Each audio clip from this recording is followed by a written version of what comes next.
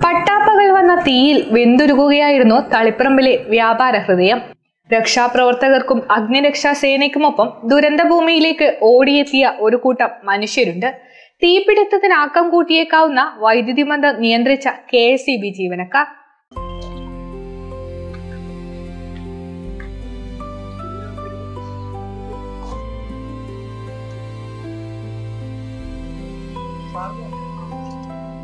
നിമിഷ നേരം കൊണ്ടാണ് തളിപ്പറമ്പ് നഗരത്തിൽ ദേശീയപാതയോരത്ത് തീ പടർന്നത്.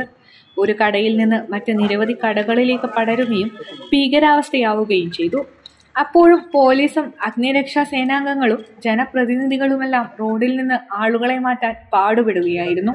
തളിപ്പറമ്പിലെ ഒരു കൂട്ടം വ്യാപാരികളും യുവാക്കളും റോഡിലിറങ്ങി പോലീസിനൊപ്പം ചേർന്നു.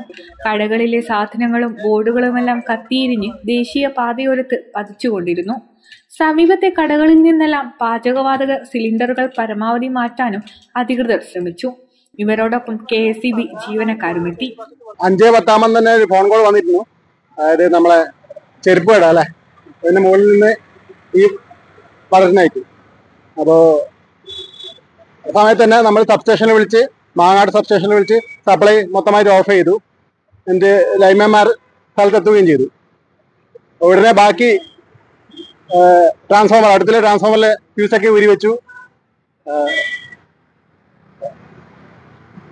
അതുകൊണ്ട് വലിയ അപകടം ബാക്കി ഫയർഫോഴ്സുകാർക്ക് സഹായം ചെയ്തു കൊടുത്തു. ഇപ്പോഴത്തെ ട്രാൻസ്ഫോമറിലെല്ലാം പരിശോധന നടത്തിയിട്ടുണ്ട്. അപ്പോൾ ട്രാൻസ്ഫോമറിന് ഒരു തീ പടർന്നു എന്നൊരു ആരോപണം ഉണ്ടായിരുന്നു. പക്ഷെങ്കിൽ അത്തരത്തിലൊരു പ്രശ്നങ്ങളും കാണാൻ സാധിച്ചിട്ടില്ല. അപ്പോൾ ബാക്കി പരിശോധന നടന്നു വരുന്നുണ്ട്. ഇൻസ്പെക്ടറേറ്റിന്റെ റിപ്പോർട്ടും വരാനുണ്ട്. എല്ലാം കൂടി നോക്കി മാത്രമേ ഫൈനലായിട്ട് റിപ്പോർട്ട് നമുക്ക് കാര്യങ്ങൾ അറിയാൻ സാധിക്കും. തൊട്ടുമുന്നിൽ ട്രാൻസ്ഫോമർ ഉള്ളതിനാൽ വൈദ്യുതി വേഗത്തിൽ ഓഫാക്കുകയായിരുന്നു. തീപിടുത്തത്തിൽ ട്രാൻസ്ഫോമറിലേക്കുള്ള വയറുകൾക്ക് നാശം സംഭവിച്ചിട്ടുണ്ട്. KSEBയുടെ കണക്കനുസരിച്ചിട്ട് 60ഓളം കടകൾ അതിന്റെ മീറ്ററൊക്കെ ഡാമേജ് ആയിട്ടുണ്ട്. സർവീസുകാരിൽ ഡാമേജ് ആയിട്ടുണ്ട്.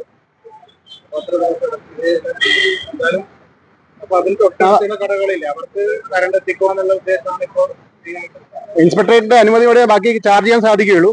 അപ്പൊ അവരെ അനുമതി കിട്ടിയാൽ ബാക്കി കാര്യങ്ങൾ KSEBയുടെ കാര്യങ്ങൾ ചെയ്യും. KSEBയുടെ സർവീസുകാർ നഷ്ടപ്പെട്ടിട്ടുണ്ട്. അതേപോലെ മീറ്ററുകളിലും ട്രാൻസ്ഫോമറിന് യാതൊരുവിധ കേടുപാടും സംഭവിച്ചിട്ടില്ല.